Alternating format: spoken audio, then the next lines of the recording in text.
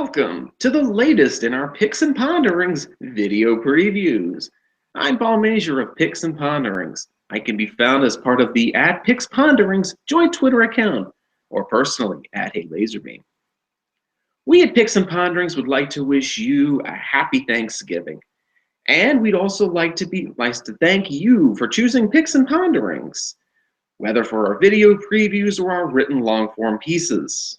We've heard the feedback, and we're going to be using the video previews until yours truly gets a clean bill of health. Lousy hand injury. But this week we're going to dive into some big stakes action from Aqueduct, from Churchill, and from Hawthorne. We at Picks and Ponderings are not fans of waiting in line for doorbusters available to only the first 100 customers. We like to get down. We're fans of getting down on wagering on horses. On Black Friday, Churchill Downs has its feature, the Grade 1 Clark Handicap. $500,000 is the purse, 9 furlongs on the dirt. For a little history note, the Clark was named for Meriwether Lewis Clark. His grandfather was the Clark of the famed Lewis and Clark expedition. The Clark has been run since 1875 when Churchill first opened. Although it's shrunken distance through the years. At one point it used to be 2 miles. It's now a 9 furlong race and a fixture of the Thanksgiving weekend at Churchill. It also headlines the Black Friday card. Carded as the 11th race on the day, a post time of about 5:35 Eastern. Churchill's Clark, to me, was not an easy race to handicap.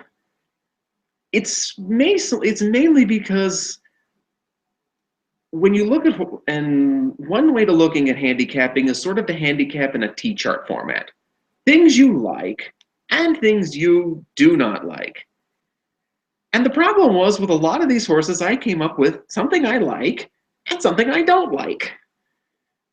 So I ended up going with the number 5, Protonico. Julian Leparoux will ride for Todd Pletcher, quoted at 8-1 on Churchill's morning line.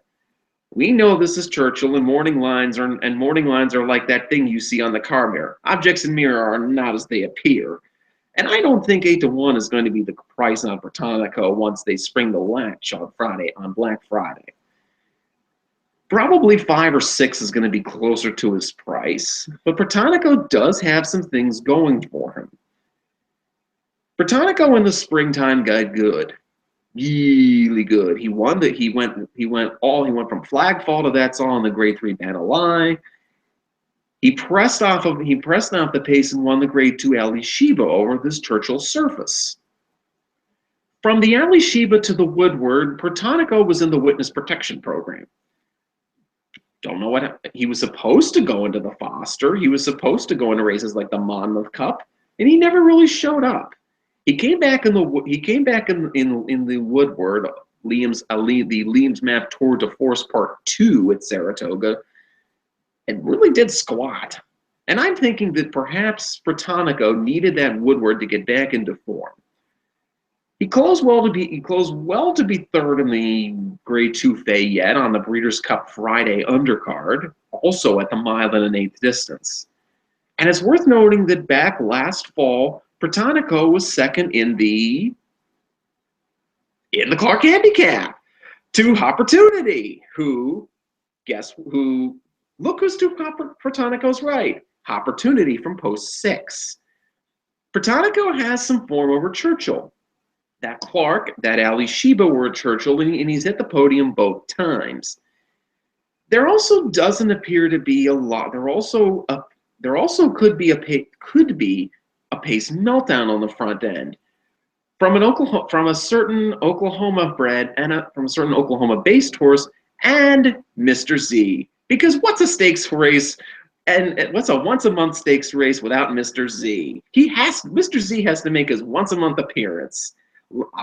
September's appearance, the Pennsylvania Derby. August appearance, the King's Bishop. October's appearance, the BC Dirt Mile. And just like clockwork, Just like paying your rent, here's Mr. Z running in the Clark Handicap. And Mr. Z, being Mr. Z, will likely set a forward pace and lure anybody who wants to be near that forward pace to their peril. I'm thinking that Mr. Z is pace, and I'm thinking that what happens could happen is what could happen. I'm sorry, and I'm thinking that what happens in the Clark is similar to what happened in the Ali Shiba, whereas Protonico presses and grinds off of a legitimate pace, not a quick one, and with Giants Causeway, that sets him up well for it. Protonico has also shown he doesn't need the pace a certain level.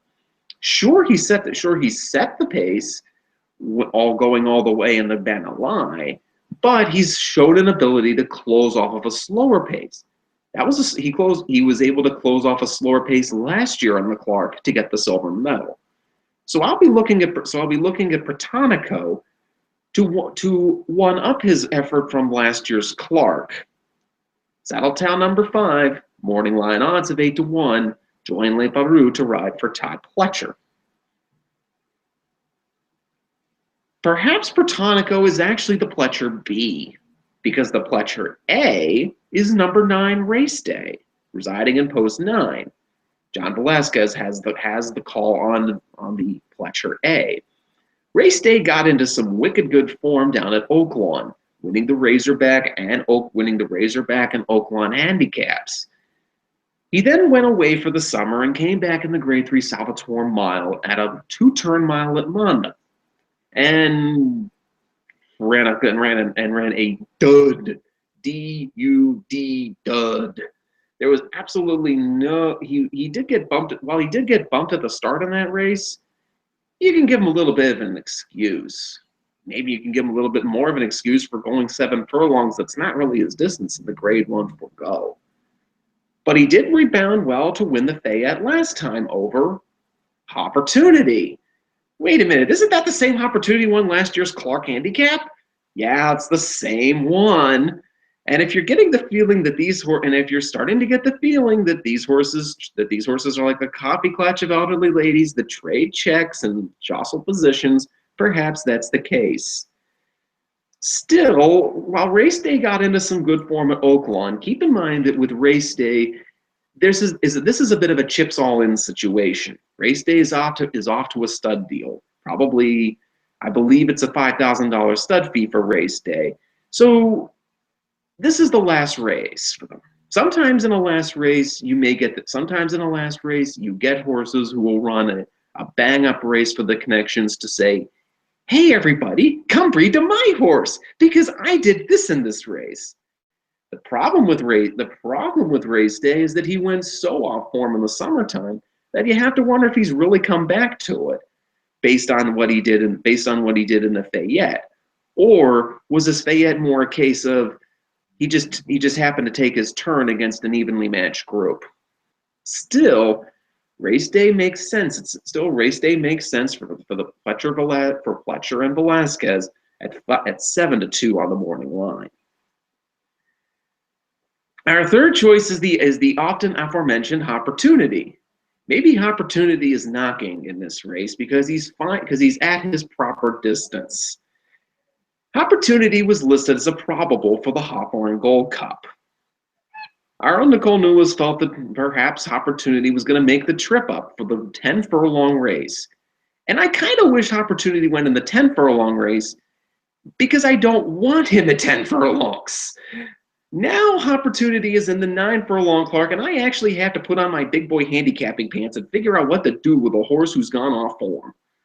Okay, he ran third very early in the year behind Shared Belief in California Chrome in the Grade 2 San Antonio, and he won the San Pasquale early in the year. But ever since then, he hasn't done very much. Okay, sure, he was third in the Foster. He was second in the Gold Cup in the whatever they call the Gold Cup now at whatever Southern California track they run it at. But I know it's 10 furlongs and it used to be at Hollywood. And it's the Santa Anita Gold Cup. Thanks, offstage producer. We've got and he was fourth in the He was fourth in the Pacific Class. He was fourth in Beholder's Pacific Classic. He's got some second place checks. But it's worth noting the last time he's actually won was last year's the San Pasquale earlier in the year. Sure, he won last year's Clark, but maybe this is a case of opportunity not really progressing from 3 to 4, or that he ran his best race in the Clark. The San Pasquale was a bonus, and now he's kind of become just an average kind of grade 3, grade 2 type horse. That would fit in a race like the Clark that this video previewer does not think is of grade 1 quality. But while Opportunity did run second last time in the Fayette, and he chased around Smooth Roller in the Awesome again, 9 furlongs is probably his best distance. 9 furlongs in a non-grade 1 race is probably his best game. I just don't know if I want him at short. I just don't know if I want him at short odds with form that I really don't know which way it's going. I don't know if he's progressed, but he makes sense because he has the defending champ card with him. That I'm a defending champ card to fall back on. So in the grade 1 Clark, the Black Friday feature at Churchill Downs, card is their 11th. I like the number 5, Protonico at 8 to 1 on the morning line. The number 9, Race Day at 7 to 2 on the morning line. And the number 6, Opportunity at 7 to 2 on the morning line. For a long shot to watch, the long shot gets a litmus test. We're going to ask this question: how good is Shotgun Cowboy? Quoted at 20 to 1 on the morning line. Cliff Berry comes in to ride it and gives up a night riding at Remington to come up to Churchill for this event. Now, playing a horse with the sire line of Kodiak Cowboy and Posse in a 9 furlong race seems like a recipe for disaster. Kodiak Cowboy was a 6 to 7 furlong type. Posse is a sprinter as well. But with a Broodmar sire of long-winded Turfer Siphon, perhaps Shotgun Cowboy got a little bit of distance into him, proving it when he won the 9 furlong grade 3 Oklahoma Derby. And keep in mind last time he whistled at 10 cents on the dollar in a state bred race in Oklahoma. Shotgun Cowboy was near the lead in that Oklahoma Derby, but he didn't lead all the way. And in fact, he even pulled back off the lead a little bit in that Oklahoma bred race last time. Maybe he can go along with a rating gear. And going along with a rating gear will be useful when Mr. Z is in the race, and we know that Mr. Z's rating gear likes to sometimes be present and sometimes not. Now, Shotgun Cowboy's 20 to 1 morning line to me seems a little high. There's going to be buzz on him because he's coming from Oklahoma and because this is a grade 1 with horses who like to kind of take turns, and it's not a true grade 1. But at double-digit odds, why not try the new face among old friends? We'll be using Shotgun Cowboy as a long shot to watch in the grade 1 Clark. To recap our preview of the grade 1 Clark, I like number 5, Protonico, over the number 9, Race Day, slotting number 6, Opportunity for third. The long shot to watch is number 7, Shotgun Cowboy. Happy Thanksgiving, happy Black Friday, and good luck from all of us at Picks and Ponderings.